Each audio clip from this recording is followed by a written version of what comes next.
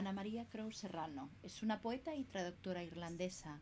Bienvenida a nuestro pequeño espacio radiofónico. Gracias a vosotros. Tu segundo apellido es español, Serrano. Sí. ¿De qué parte de España es tu madre? Pues mira, mi madre es española, de Zaragoza, Ajá. aunque tengo familia en Bilbao, pero es de Zaragoza y se vino a Irlanda hace ya, pues no sé, 40 años para estudiar inglés y aquí se quedó. Sí, se casó con mi padre y la parte Crowe del apellido es de mi padre. Vale, ¿y qué destacarías de tu trabajo como poeta? Pues en realidad, para mí, en la poesía hay dos cosas principales. El tema, lo que quieres expresar, y igualmente importante, la manera en que lo expresas, la manera de manipular el lenguaje en la poesía. Y eso para mí es muy importante, cómo se crean efectos sonoros, cómo puedes ser original y creativo con el lenguaje. Para mí es muy importante en la poesía. Sí, a veces incluso más importante que el tema. ¿Y cómo y cuándo empezaste a escribir poesía? Pues empecé de bastante pequeña. Cuando tenía 11 años tuvimos una profesora en la escuela inspirada y me dio muchísimo amor por escribir en general, ¿no?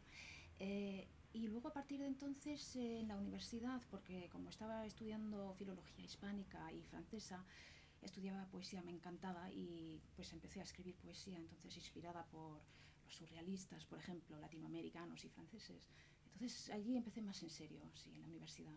Y a esa temprana edad, 11 años, ¿escribías en inglés o en español? Porque claro, tú eres bilingüe. Soy bilingüe, sí, pero siempre escribo en inglés. Lo domino mejor en realidad que el español, aunque el español lo domino bien, pero el inglés, como siempre he vivido aquí, pues me resulta más natural escribir en inglés. Sí. He escrito igual 4 o 5 poesías en español, pero no las he leído nunca. ¿Y qué poeta o poetas han influido en tu obra? Pues muchísimos, la verdad. De pequeña, más que poesía, eran los relatos de Oscar Wilde, por ejemplo, me encantaban. Luego, como te decía, en la universidad los surrealistas siempre me han gustado y siguen influyéndome. Y luego, cuando dejé la universidad, empecé a leer a Joyce, que no lo había estudiado nunca, y empecé a leerlo y me encantó. Y Joyce también se ha quedado conmigo como una influencia. También me encanta el Quijote de Cervantes, eso me parece un libro maravilloso, que tampoco es poesía, pero muy poético también. Sí. Y como estamos en el país de los escritores, de los poetas, de los músicos, ¿cuál es tu escritor o cuáles son tus escritores favoritos irlandeses? Irlandeses. De poesía, la que más me gusta en realidad es Elaine Ni Cuileanán, que escribe en inglés a pesar de tener un nombre irlandés. Es muy lírica, me gusta muchísimo su poesía y de hecho ganó hace poco un premio muy importante, el más importante de poesía. Yeats también me encanta. Yeats lo descubrí hace años y me fascinó, es muy bonito. Bueno, Heaney, claro, también muy lírico, pero también me gustan los experimentalistas, que es poesía mucho más contemporánea, más moderna, digamos, que hace lo que yo quiero hacer en mi poesía, que es explorar el lenguaje. Y hay, por ejemplo, un poeta que vive en Cork que se llama Trevor Joyce, que escribe muy bien. Sí, así que bueno, muchos. Y también has escrito relatos cortos. Mm. Entre ellos, ¿cuál destacarías? Los relatos hace muchísimo tiempo que los escribí, casi ni me acuerdo. Mira, uno que destacaría fue sobre, se llama The Barber's Shop, y era sobre la vida de, no sé si en español se dice un castrato, de la época de los castrati, estos cantantes.